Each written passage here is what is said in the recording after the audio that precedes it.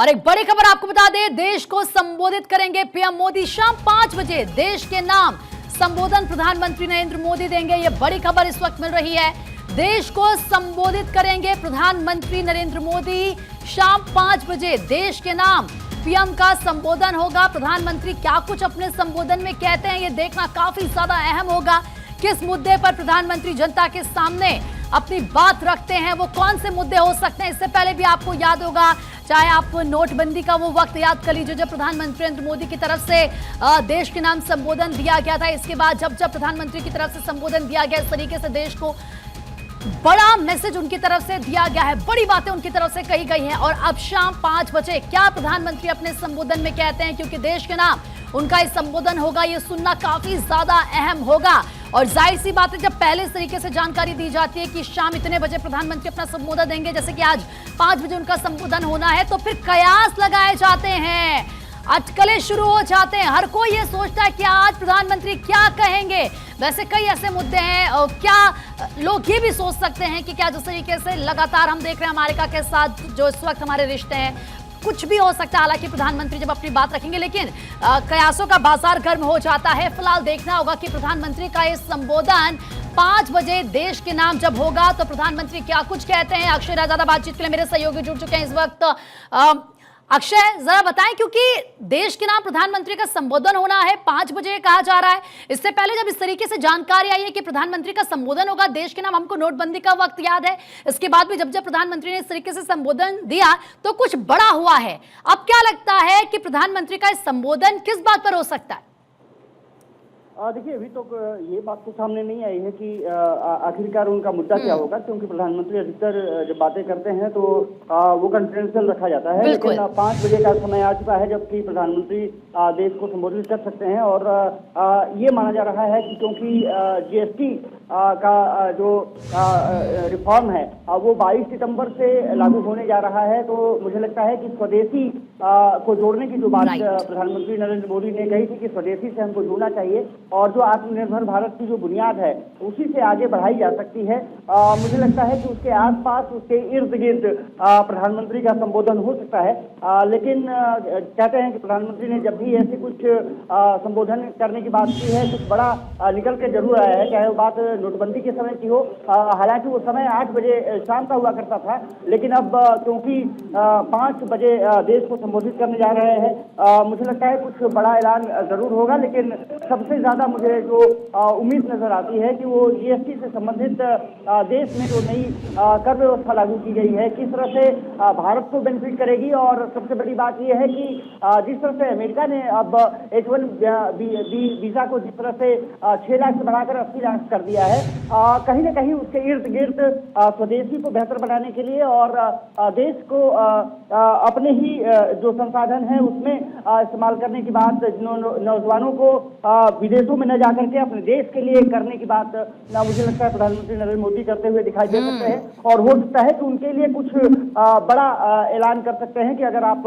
यहाँ पर देश में कुछ करना चाहते हैं तो आपको सरकार किस तरह से मुहैया कराएगी, सुविधाएं मुहैया कराएगी, या फिर किस तरह से फंड आपको रिलीज किए जाएंगे। मुझे लगता है कि इससे इर्द गिर्द चीजें उनकी संबोधन में रख। बिल्कुल अक्षय, ये भी हो सकता है क्योंकि जैसे कि आपने कहा कि स्वदेशी क्रांति का अगर हम जिक्र करते हैं, हम हर मंच से ये सुनते हैं, अब बीजेपी की तरफ से इसको लेकर अभियान भी चलाया जाएगा, तो लोगों को मोटिवेट करना एक बहुत बड़ा मकसद हो सकता है। और दूसरी तरफ हम अमेरिका को भी देखते हैं, टैरिफ 50% कर देता है। H1B वीजा को लेकर जिस तरीके से उसकी तरफ से नए फैसले ले लिए जाते हैं, ऐसे में प्रधानमंत्री बार बार एक चीज जो क्लियर करते हैं कि हमें अपने लोगों को सशक्त करना होगा, हमें अपने लोगों को ये समझना होगा कि जो भारत में बने, भारत में इस्तेमाल हो, स्वदेशी चीजों को हम खरीदें, चाहे फिर वो दुकानदार हो, चाहे फिर वो कस्टमर हो।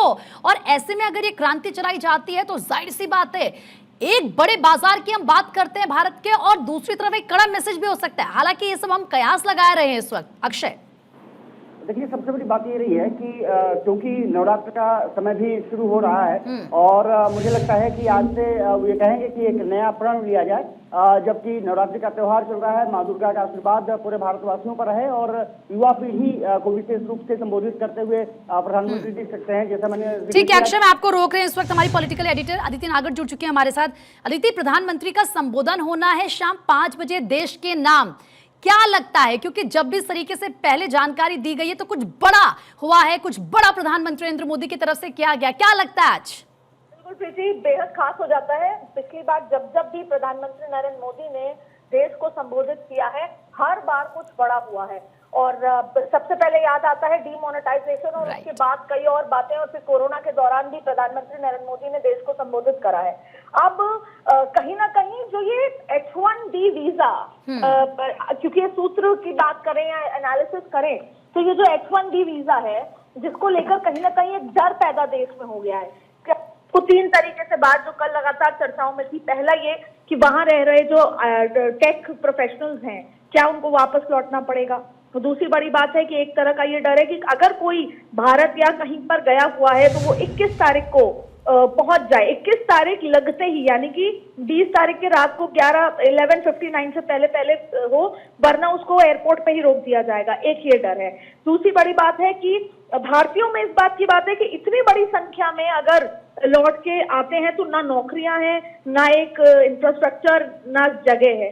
तो बहुत सारी तरह की भ्रांतियों पर चर्चा लगातार हो रही है। और जाहिर तौर पर जिस तरीके से प्रधानमंत्री नरेंद्र मोदी को गार्जियन के रूप में देश देखता है, तो अब वो जो देश के युवा हैं जो वहां हैं, या जो यहाँ पर तैयारी कर रहे थे जाने के लिए, या परिवार हैं और वहां, उनको संभवतः संबोधित कर सकते हैं कि डरने की कोई बात नहीं है। या वो ये कह सकते हैं कि लगातार हमारी चर्चा अमेरिका में चल रही है, और इस तरह का कोई एक स्ट्रॉन्ग मैसेज दिया जा सकता है। तो अभी तो यही चर्चा है कि जो ट्रम्प का H1B वीजा को लेकर जो चीज निकल कर आई है, वो कहीं ना कहीं एक बहुत ज्यादा भ्रांतियां फैला रहा है, और उसको लेकर प्रधानमंत्री देश को संबोधित कर सकते हैं। लेकिन फिलहाल बहुत सारी चीजें हैं, और आप देखें कि कल से नवरात्र भी शुरू हो रहे हैं। प्रधानमंत्री पानी पर नवरात्र करते हैं, पानी पीते हैं, और आपने देखा होगा पिछले कितने साल। तो कहीं ना कहीं ये तमाम बातें यहाँ इस भाषण में उनको या जो संबोधित करेंगे संवाद में नजर आएंगी। लेकिन क्या स्वदेशी क्रांति को भी लेकर लगता है कि कोई बड़ा कदम उठाया जा सकता है? क्योंकि एक तरफ हम देखते हैं कि ट्रंप हम पर 50% टैरिफ लगा देते हैं, दूसरा जैसे कि आदित्य आपने कहा H1B वीजा का जिक्र किया, और तीसरा हम देखते हैं वो हर मन से लोगों को कहते हैं कि वोकल फॉर लोकल। तो कहीं ना कहीं जिस स्वदेशी चीजों की वो बात करते हैं, आज हो सकता है, हालांकि ये तो चर्चाओं का बाजार है अदिति। बिल्कुल, देखिए अभी जो कयास ही लगाए जा सकते हैं, लेकिन जब भी वो देश को संबोधित करते हैं कोई बहुत महत्वपूर्ण बात होती है। और फिलहाल जो वो देश को संबोधित जो आज करेंगे, उसमें भी बहुत खास बात होने जा रही है। प्रधानमंत्री कोई बड़े फैसले ले सकते हैं। वो देश से बात करके 140 करोड़ लोगों से बात करना चाहते हैं, उनको ये साझा करेंगे कि किस तरीके से अब भारत आगे मूव करेगा। और मेरे देश के युवाओं को, जैसे आपको याद होगा कि उन्होंने किसानों को लेकर भी अभी कुछ दिनों पहले बात कही थी कि चाहे मेरा व्यक्तिगत नुकसान हो जाए, लेकिन किसानों को लेकर उन्होंने एक बड़ी बात कही थी कि मैं नहीं एग्रीकल्चर को कॉम्प्रोमाइज होने दूंगा। ठीक वैसे ही युवा जो देश की ताकत है, जो प्रधानमंत्री को आइडियल मानते हैं, उनको लेकर भी प्रधानमंत्री बात कर सकते हैं। अच्छा, ये ट्रंप के टैरिफ नहीं कहेंगे, ये सैंक्शंस कहेंगे। जिस तरीके से पूरे देश पे वो अलग अलग पूरे विश्व में उन्होंने अलग अलग टैरिफ लगा रखे हैं, धमका रखा है। और जो H1B वीजा किया है, खुद अमेरिकन ये कह रहे हैं, IT के टेक बड़े जो बिजनेस वाले लोग हैं, वो ये कह रहे हैं कि ये नहीं है, लॉजिकल भी नहीं है और लीगल भी नहीं है, ये इलीगल है, और वो लोग भी सुप्रीम कोर्ट जा रहे हैं। लेकिन इससे पहले इस पे देश में जो एक भ्रांति फैल गई है, उसको लेकर प्रधानमंत्री आज देश के युवाओं को संबोधित कर सकते हैं। और अब सभी को, पूरे देश को इंतजार रहेगा कि शाम 5 बजे प्रधानमंत्री क्या कुछ कहते हैं। लेकिन फिलहाल चर्चाओं का बाजार गर्म है। बिल्कुल। और आदित्य, एक बात और, जब भी प्रधानमंत्री अपना संबोधन देते हैं तो ये बात वो भी जानते हैं, ये बात पूरा देश जानता है कि जो भी वो कहते हैं, जो भी वो आह्वान करते हैं, उसको हर कोई मानता है, फॉलो करता है। तो प्रधानमंत्री जो भी मैसेज देंगे उसका एक बड़ा इंपैक्ट होता है, और जब प्रधानमंत्री इस तरीके से आते हैं तो जाहिर सी बात है उसका एक बड़ा प्रभाव नजर आता है। बिल्कुल, देखिए सबसे इंपॉर्टेंट बात यह है कि देश में जो एक डर और भ्रांति का माहौल है, खास तौर पर युवाओं में। बहुत सारे स्टूडेंट्स हैं जो अब US जाने के लेकर सोच रहे हैं, बहुत सारे लोग हैं जो वहां काम कर रहे हैं, वो आना चाहते हैं, बहुत सारे लोग आना पड़ेगा इनफैक्ट, और बहुत सारे तो अलग अलग तरीके के कैटेगरी लोग हैं यहाँ पर। उन्हीं सबको शायद उन्हीं से वार्ता करने के लिए प्रधानमंत्री उन परिवारों से जो इसको सीधा सीधा H-1B वीजा से अफेक्ट होते हैं, उन परिवारों से बातचीत के लिए आज प्रधानमंत्री देश को संबोधित कर सकते हैं। और सबसे इम्पोर्टेंट बात है कि जो बड़ा होता है घर का या जो गार्जियन होता है जिसके ऊपर जिम्मेदारी होती है, उसका सबसे पहला काम होता है कि जो स्ट्रेस है, एंग्जाइटी है, जो डर है लोगों के मन में, उसको कम किया जाए। और कहीं ना कहीं ये नजर आ रहा है कि संभवतः या प्रधानमंत्री खुद बड़े फैसले कोई ले सकते हैं। और अब शायद वो समय आ गया है कि खुद भारत देश भी अमेरिका को लेकर सैंक्शंस लगाए। अमेरिका हमारा बड़ा बाजार है और अमेरिका के लिए भी हम बहुत बड़े बाजार हैं। तो ऐसी स्थिति में शायद अब वो समय आ गया है।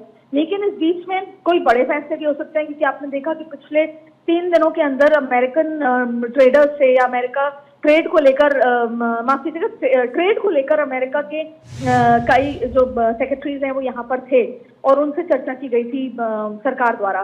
तो कोई उसमें कोई बड़े फैसले लिए गए हों या आज प्रधानमंत्री की बातचीत हुई हो H-1B वीजा को लेकर, तो बहुत सारे कयास हैं। लेकिन फिलहाल यही नजर आ रहा है कि इसी विषय को लेकर प्रधानमंत्री संबोधित कर सकते हैं, कोई बड़े फैसले देश के साथ साझा कर सकते हैं, कोई बड़ा अनाउंसमेंट कर सकते हैं।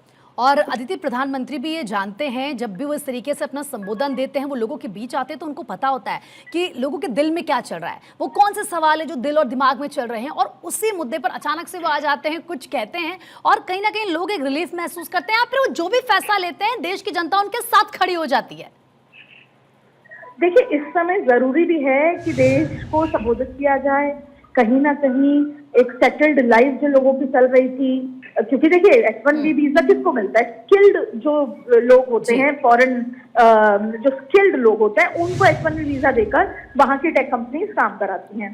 अब इम्पोर्टेंट बात यह है कि उन स्किल्ड लोगों का अब आगे क्या होगा, क्योंकि हर पर वीजा नहीं दिया जाएगा। 88 लाख के आसपास का पर वीजा देना पड़ेगा, कंपनी देंगी नहीं देंगी। ऐसी स्थिति में आगे उनका क्या भविष्य होगा? जो एकदम सेटल चल रहे हैं, जिन्होंने वहां पर रहने का फैसला किया है, तो बहुत सारी चीजें चल रही हैं। इसके साथ साथ जो यहाँ से काम कर रहे हैं, तो प्रधानमंत्री नरेंद्र मोदी सबसे पहले तो शायद वो डर खत्म करना चाहते हैं। वो ये बताना चाहते हैं कि देश की कितनी बड़ी ताकत है। वो ये भी बताना चाहते हैं कि मैं आपके साथ खड़ा हूँ, और ऐसी स्थिति में क्या क्या सरकार ने फैसले लिए हैं। तो बहुत सारी चीजें हैं जिस पे कयास लगाया जा सकता है। लेकिन फिलहाल अंत में क्या निकल कर आएगा वो शाम 5 बजे का इंतजार करना होगा। लेकिन ये बात तय है कि प्रधानमंत्री को सुनने के लिए देश बेताब है इंतजार कर।